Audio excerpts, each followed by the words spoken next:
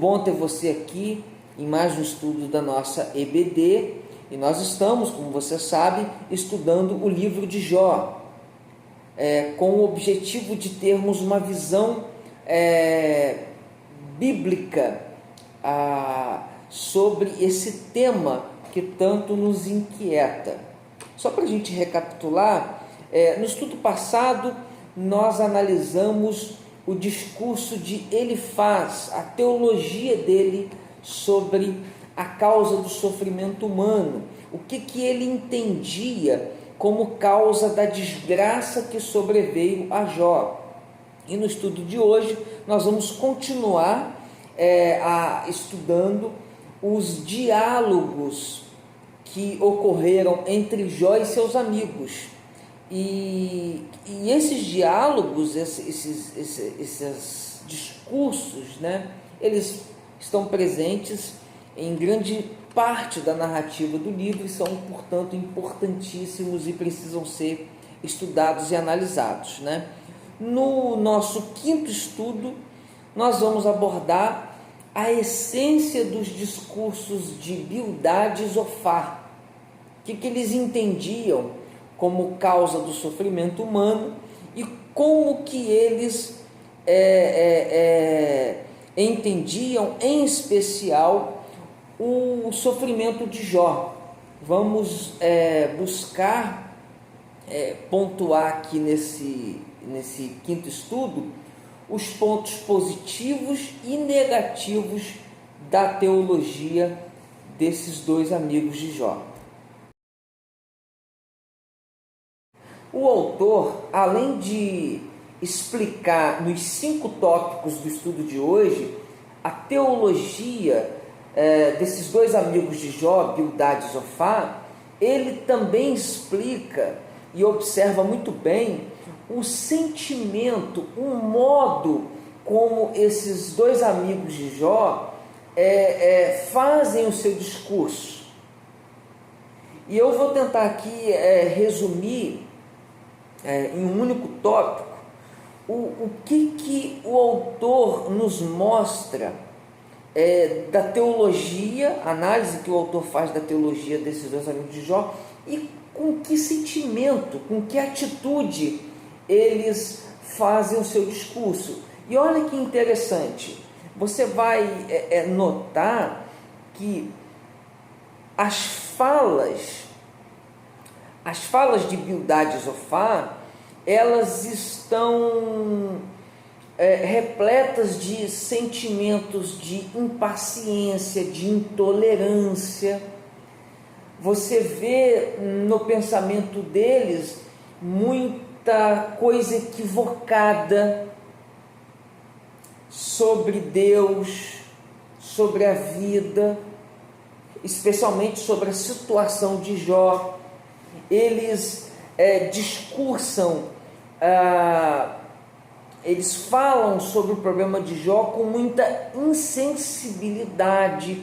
Em muitos momentos o autor diz que eles são apressados no seu julgamento. Então, você percebe que esses amigos de Jó, conquanto eles tentem aconselhar Jó, tentem ajudar Jó de alguma forma, a fala deles, o discurso deles, a tentativa deles de explicar o porquê do sofrimento de Jó é extremamente catastrófico e sobretudo, insensível. Eles não conseguem perceber, eles não conseguem ver o quanto eles causaram mal e aumentaram, eu diria, o sofrimento de Jó com o seu discurso teológico equivocado e insensível. Olha só, Bildad, ele questiona essencialmente no seu discurso a integridade de Jó. Ele diz que Jó está sofrendo tudo aquilo porque ele não é um homem puro e reto diante de Deus. Por isso que ele está sofrendo. Quando a gente vai para Zofar, ele diz que Jó deveria se arrepender do seu grave pecado, para ele poder ser restaurado. Ele diz assim: Jó, você não deve insistir na sua inocência, porque você cometeu um grave pecado, para você estar sofrendo tudo isso. Então a gente percebe que assim como ele analisou a situação de Jó a partir do pensamento religioso tradicional naquela época, que dizia que o sofrimento, a desgraça, castigo do pecado, Bildad e Zofar têm a mesma teologia no final das contas, né? Para Bildad e Zofar, Jó está sofrendo porque ele cometeu um grande pecado. Jó está sofrendo porque ele está sofrendo toda aquela desgraça porque ele cometeu um pecado gravíssimo, e só há um meio dele escapar de toda essa desgraça se confessando, se arrependendo e submetendo-se à disciplina de Deus. Então a tese deles, podemos dizer, dos três amigos de Jó, em resumo, a tese deles sobre a causa do sofrimento humano é essa: os seres humanos sofrem por consequência direta do seu pecado, e de forma particular de graves pecados, ou de pecados ocultos, e por aí vai. Então eles não admitiam a possibilidade de um homem temente, piedoso e sincero diante de Deus passar por todo esse sofrimento. Só que a história de Jó mostra para a gente que não é bem assim. O que a gente pode perceber de retirar, eu diria, de positivo dessa teologia dos amigos de Jó, e quais são os equívocos do pensamento teológico de Bildad e Zofar? A gente pode notar nesses discursos de Bildad e Zofar algumas compreensões bíblicas adequadas sobre Deus, né? Em alguns momentos eles exaltam a soberania de Deus, ninguém pode enganar Deus, que Deus é soberano sobre todas as coisas, enfim. Então, algumas falas sobre Deus, por parte desses amigos de Jó, são coerentes e são bíblicas, né? Agora, o problema é que eles têm, em muitos momentos, uma visão de Deus como, claro, é preciso entender que eles estão num contexto bastante diferente do nosso.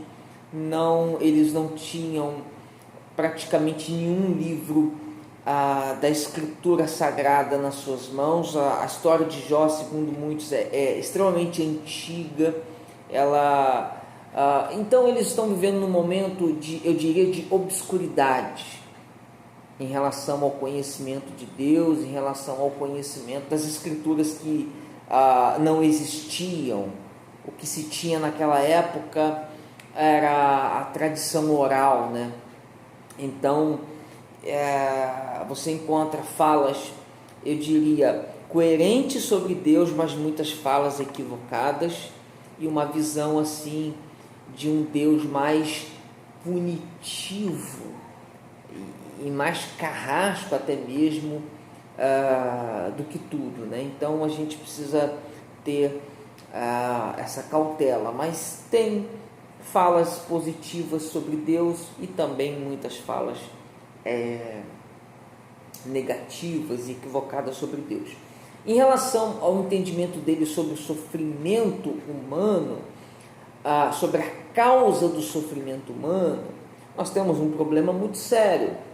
Porque, conquanto, e nós falamos sobre isso no estudo passado, a gente entenda que, em análise final, toda consequência do sofrimento humano, ou todo sofrimento humano, melhor dizendo, é consequência do pecado, da entrada no mal do mundo, não é possível interpretar ou dizer, e nem mesmo se deve dizer, que uma pessoa, como era o caso de Jó, está sofrendo tal desgraça, está passando por determinada situação difícil porque ela cometeu um grave pecado e Deus está castigando ela por causa daquilo, né?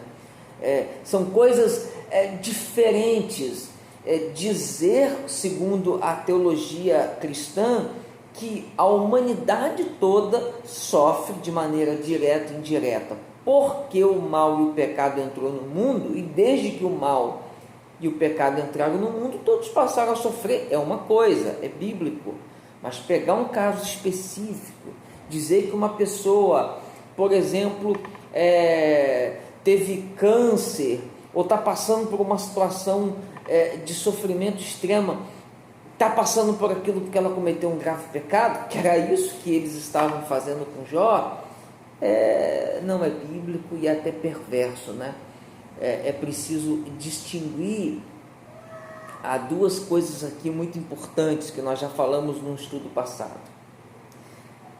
A humanidade sofre sim por consequência do pecado, mas é preciso entender que em muitos momentos eu posso sofrer, você pode sofrer por consequência indireta do pecado que entrou no mundo.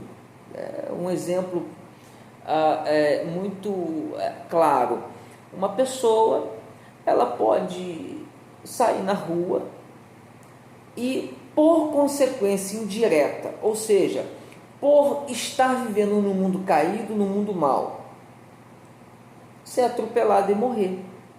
Ela não morreu, ela não sofreu aquele acidente por uma má escolha, por um grave pecado que ela cometeu, ou por um pecado horroroso, específico que ela está cometendo. Mas ela sofreu e morreu, nesse caso aqui, por consequência indireta do pecado, que é o mesmo que dizer por estar vivendo no mundo mal. Então veio uma pessoa, e a gente tem um trânsito caótico, uma pessoa, porque agiu de forma imprudente, pegou e atropelou essa pessoa que não cometeu um grave pecado, aqui só no nosso exemplo, né? Então é importante entender que sim, o sofrimento que a gente experimenta na vida é consequência do pecado, e muitos sofrimentos que nós experimentamos especificamente na nossa vida é consequência, sim, direta das nossas más escolhas, da nossa rebelião em relação a Deus, da nossa desobediência em relação à lei de Deus.